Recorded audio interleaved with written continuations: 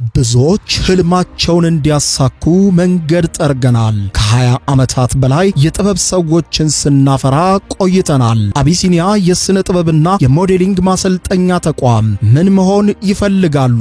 ህልሞን ይዘው ወደኛ ይምጡ። በስዕልና ቅርጻ ቅርጽ፣ የባህልና ዘመናዊ የሙዚቃ መሳሪያ፣ ባህላዊ ውዝዋዜ፣ ዘመናዊ ዳንስ፣ የድምጽ አወጣጥ፣ በቲያትርና በሞዴሊንግ ለረጅም ዓመታት በተግባር በተፈተነ ልምዳችን አስተምረን ብቁ ባለሙያ እናደርጋለን። ህልሞን ለማሳካት ትክክለኛው ቦታ አንጋፋው አቢሲኒያ የስነ ጥበብና የሞዴሊንግ ማሰልጠኛ ተቋም ነው። ለህፃናትና ለአዋቂዎች በተመቻቸ ፈረቃ በብቁ ባለሙያዎች እናስተምራለን። አድራሻ 4 ኪሎ ከቱሪስት ሆቴል ወረድ ብሎ ኦሮሚያ ህብረት ሥራ ባንክ ካለበት ህንጻ ላይ ያገኙናል።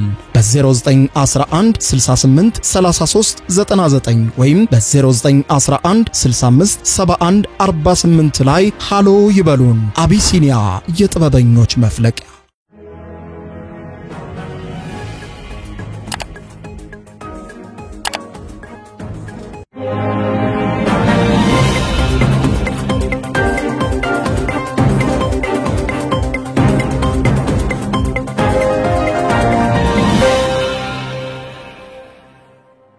ተናስተልኝ ክብራትና ክብራን የዩቲዩብ ቻናል ቤተሰቦች የሰዓቱን ሁለት አጫጭር መረጃዎች ይዤ ቀርብ ያለው እስከ ፍጻሜ አብራችሁኝ ቆዩ። ክብራን አድማጮች በዚህ ሰዓት የመረጃ ጊዜ ማስደምጣችሁ የመጀመሪያው መረጃ የአሜሪካው ፕሬዝዳንት ዶናልድ ትራምፕ በወሰዱት የታሪፍ እርምጃ የዓለምም ሆነ የአሜሪካ ስቶክ ማርኬት በከፍተኛ ሁኔታ ተናግቷል። በሁለት ቀናት ብቻ በትሪሊዮን የሚቆጠሩ ዶላሮች ከስቶክ ማርኬቱ ላይ ድቀት አጋጥሟቸዋል ተብሏል። ይህ ለዓለም መጻኢ ኢኮኖሚም አስደንጋጭ ተግዳሮት የደቀነ ነው ተብሏል። ጉዳዩን በዝርዝር ታደምጣላችሁ። በሌላ በኩል ህዝባዊ ወያኔ ሓርነት ትግራይ ህወሓት ያልተጠበቀ ፈተና ገጥሞታል። በዶክተር ደብረጽዮን ገብረ ሚካኤልና በአቶ ጌታቸው ረዳ ክፍፍል መሃል ተወጥሮ ነበር የተባለው ህወሓት አሁን ደግሞ በዶክተር ደብረጽዮን ገብረ ሚካኤል የሚመራው የህወሓት ክንፍ በራሱ ለሁለት መሰንጠቁ ተነግሯል። ይህም በከፍተኛ ሁኔታ ፓርቲው ላይ አደጋ የደቀነ ነው ተብሏል። ጉዳዩን በተመለከተ የምታደምጡት መረጃ ይኖራል። እስከ ፍጻሜው ቆዩ። ዝርዝር መረጃውን አድምጡ ግብዣይ ነው። ወደ መረጃዎቹ አለፍኩ። አብረን ነከታተለው። በቅድሚያም የአሜሪካው ፕሬዝዳንት ዶናልድ ትራምፕ አነጋጋሪ ውሳኔዎች ሲቀጥሉ ሰሞነኛው የታሪፍ እርምጃ ከፍተኛ የኢኮኖሚ ቀውስ ያመጣል የሚል ስጋት መፍጠሩ ተጠቁሟል። ከአሜሪካና ከዓለም ስቶክ ማርኬቶችም ላይ በርካታ ትሪሊዮን ዶላሮች በሰዓታት ውስጥ ዶጋመድ ሆነዋል። የአሜሪካው ፕሬዝዳንት ዶናልድ ትራምፕ ወደ ስልጣን በመጡ በወራት ጊዜ ውስጥ በርካታ ውሳኔዎችን ያሳለፉ ሲሆን ከሳምንት በፊት ኢትዮጵያን ጨምሮ ከ100 በላይ በሚሆኑ ሀገራት በትንሹ የ10% ታሪፍን ጨምሮ እስከ 45% የሚደርስ ታሪፍ መጣላቸውን ያስታወሰው የፈርስት ፖስት ዘገባ ይህም ሀገራት ወደ አሜሪካ በሚያስገቧቸው ምርቶች ላይ የሚጣለው ታሪፍ በሀገር ውስጥ የአቅርቦት እጥረትና የዋጋ ጭማሪ የፈጠረ እንደሚገኝ መገለጹን ጠቅሶ አነጋጋሪው የትራምፕ ውሳኔን በሚመለከት ሀገራት ከድንጋጤም ባለፈ በተለያዩ አካባቢዎች የተቃውሞ ሰልፎች እያስተናገዱ መሆናቸውን በማንሳት ቀደም ሲል ይህ የታሪፍ ውሳኔያቸው አሜሪካውያን ዜጎችን ችግር ላይ እየጣለ ይገኛል በሚል ለተነሳላቸው ጥያቄ ይህ የአሜሪካውያን አለማስተዋል ነው፣ አንዳንዴ ግን መራራ መድኃኒት መውሰድ ያስፈልጋል ሲሉ እርምጃቸው የአሜሪካ ኢኮኖሚን ለማስተካከል ሀገሪቱን ዳግም ታላቅ ለማድረግ ያለመ መሆኑን መግለጻቸውን አስታውሷል። ከቀናት በፊት የትራምፕ ውሳኔ ምንም እንኳን የዋጋ ንረትን ጨምሮ የተለያዩ ቀውሶችም እየፈጠረ እንደሚገኝ የተገለጸ ቢሆንም ይህ ውሳኔ ግን በረጅም ጊዜ ውስጥ ለአሜሪካ ከፍተኛ ገቢ ሚና እንደሚኖረው የሚጠቁመው የማህበራዊ ሚዲያ ቪዲዮና ይዘቶችን በይፋዊ ትዊተር ወይም የኤክስ ገጻቸውና በራሳቸው የትሩዝ ሶሻል ሚዲያ ላይ የሚያጋሩት ዶናልድ ትራምፕ ይህንን በሚመለከት ባጋሩት ዘለግ ያለ ጽሑፍ ላይ የነዳጅ ዋጋ እንዲሁም በሀገር ውስጥ የብድር ወለድ ምጣኔና የምግብ ዋጋ እየረከሰ ሲመጣ ምንም አይነት የዋጋ ግሽፈት አልተከሰተም ማለታቸውን የጠቆመው ዘገባው ይሁንና ከወዲሁ በ50 የአሜሪካ ግዛቶች በሺዎች የሚቆጠሩ ዜጎች እጅህን አንሳ ከሚል መፈክር ጀምሮ የዋጋ ንረቱን የትራምፕ ውሳኔ ያመጣቸው ችግሮችን በመቃወም መሆናቸውን አመልክቷል። አንዳንድ የኢኮኖሚ ተንታኞች ግን በዚህ አይስማሙም። ትራምፕ የወሰዷቸው እርምጃዎች በእርግጥም ለአሜሪካ በረጅም ጊዜ ጠቃሚ የሚሆኑና የአሜሪካን የበላይነት በእጅጉ የሚያስጠብቁ ናቸው በማለት ይስማማሉ።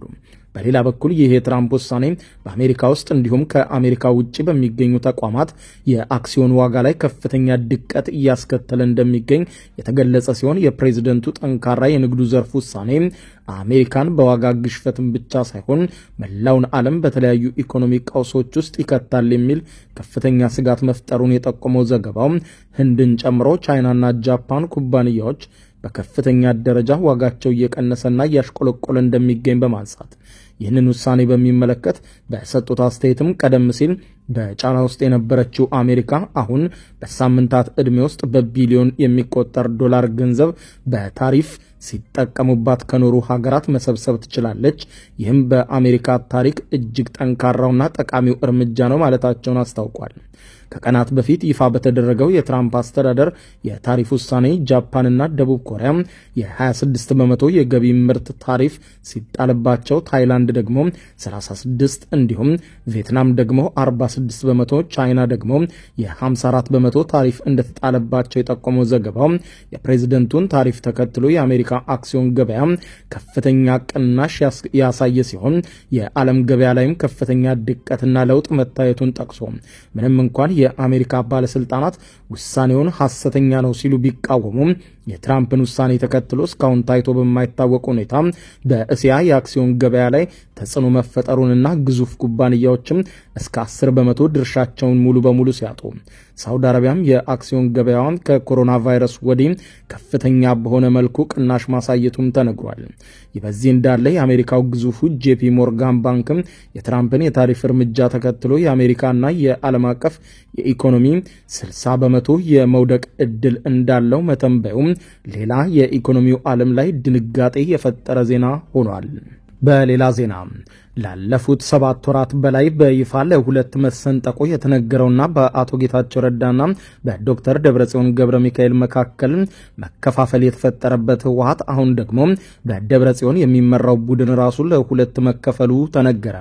በዶክተር ደብረጽዮን ገብረ ሚካኤል ቡድን ውስጥ ካሉት የህወሓት ማዕከላዊ ኮሚቴ አባላት በአቶ አለም ገብረ ዋህድ የሚመራው ቡድን ከዶክተር ደብረጽዮን ገብረ ሚካኤል ከሚመራው ቡድን ጋር ይፋዊ ልዩነት መፍጠሩ የተሰማ ሲሆን በትግራይ ክልል አክቲቪስቶችም በኩል መሰል መረጃዎች በመሰራጨት ላይ መሆናቸውን ሲገለጽ የዶክተር ደብረጽዮንን ቡድን ደግፈው ከቆሙት ውስጥም ወይዘሮ ፈትለወርቅ ገብረ እግዚአብሔር ወይም ሞንጆሪኖ፣ አቶ አማኑኤል አሰፋ፣ ዶክተር አብርሃም ተከስተ፣ ዶክተር ሰለሞን ኪዳንና ዶክተር ረዳኤ በይፋ ከዶክተር ደብረጽዮን ገብረ ሚካኤል ጎን የተሰለፉ ቢሆንም በዶክተር ደብረጽዮን ከሚመራው የህወሓት ማዕከላዊ ኮሚቴ ውስጥ በምክትል ሊቀመንበርነት የተመረጡት አቶ አማኑኤል አሰፋ ሙሉ በሙሉ ከዶክተር ደብረጽዮን ጋር ናቸው ማለት እንደማያስደፍርም የውስጥ ምንጮች መናገራቸው መገናኛ ብዙሃን ዘግበዋል።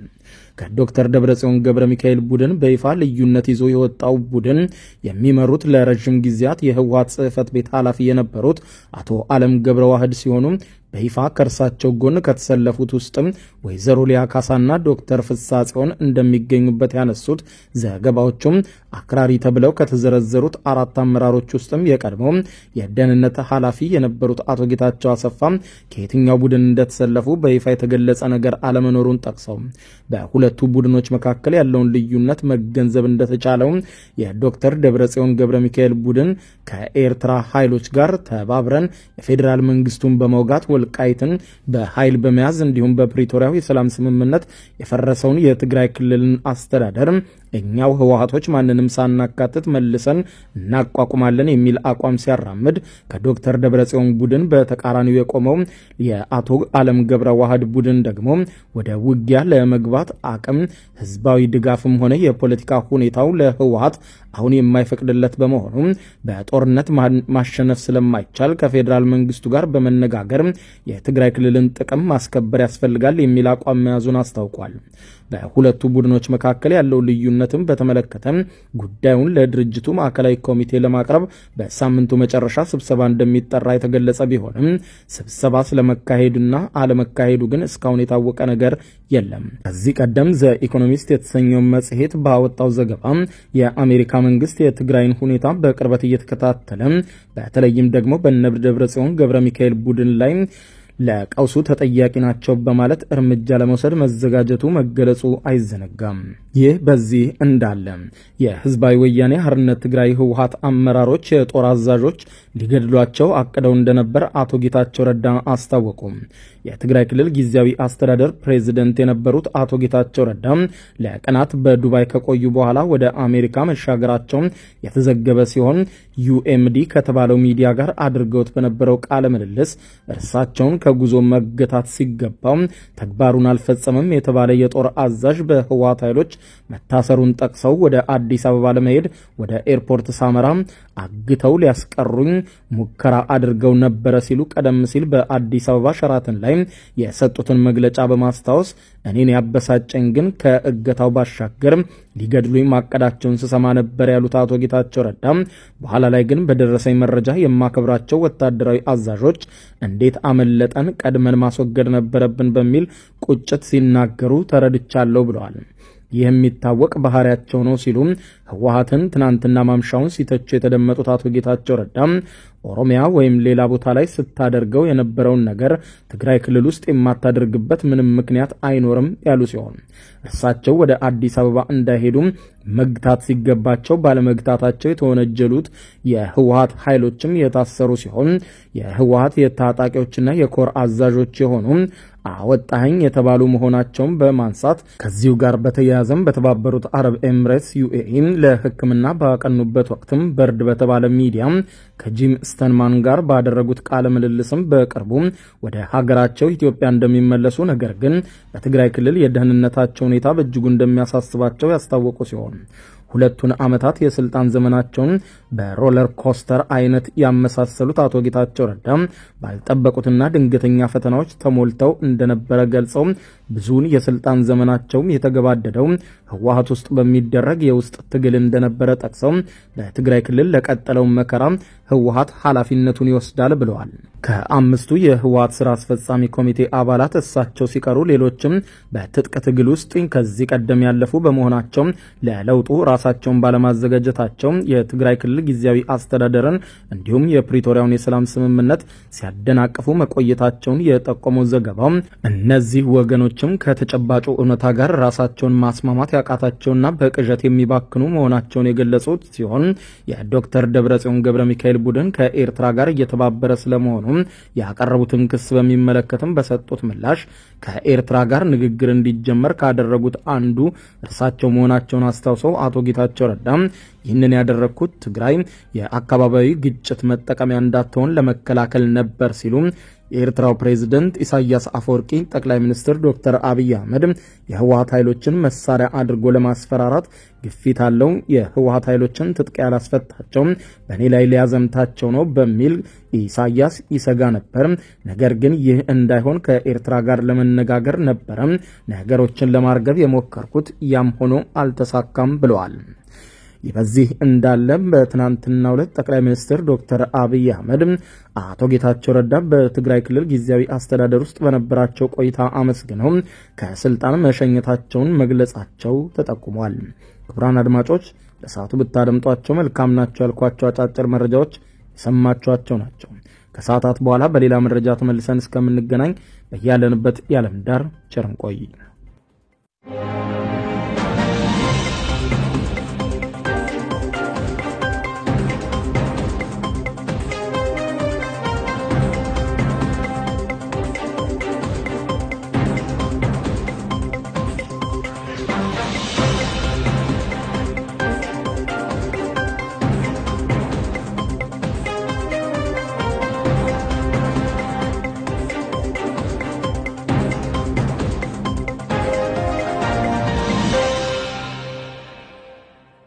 የዩቲዩብ የስኬት ሚስጥሮችን በዝርዝር የያዘው የአቤል ብርሃኑ የወይኗ ልጅ አዲስ መጽሐፍ በገበያ ላይ ዋለ። ዩቲዩብ ለመጀመር በአጭር ጊዜ ስኬትን ለመቀዳጀት አስበዋል? ዩቲዩብ ጀምረው ሚስጥሮቹ አልገባ ብለውታል? እንግዲያውስ አዲሱ በዩቲዩብ 2 የወርቅ 3 የብር ሽልማቶችን ያገኘው የአቤል ብርሃኑ የወይኗ ልጅ የዩቲዩብ ሚስጥሮች መጽሐፍ በዝርዝር ሁሉንም ያብራራሉታል። ዛሬውኑ ገዝተው ህልሞን እውን የሚያደርጉበትን የዩቲዩብ የስኬት መንገድ ይጀምሩ። በውጭ ሀገራት ለምትገኙ ከአማዞን ላይ ብታዙ በቀናት ውስጥ ደጁ ይደርሳል። የአማዞን ሊንኩን እዚህ ቪዲዮ ኮሜንት ላይ ያገኙታል። በሀገር ውስጥ ለምትገኙ በ0949 13 0000 ቴሌግራም ላይ ይዘዙ። ካሉበት ቦታ እናደርሳለን። የዩቲዩብ ሚስጥሮች ዘመኑ ጋር ተፈላጊ መጽሐፍ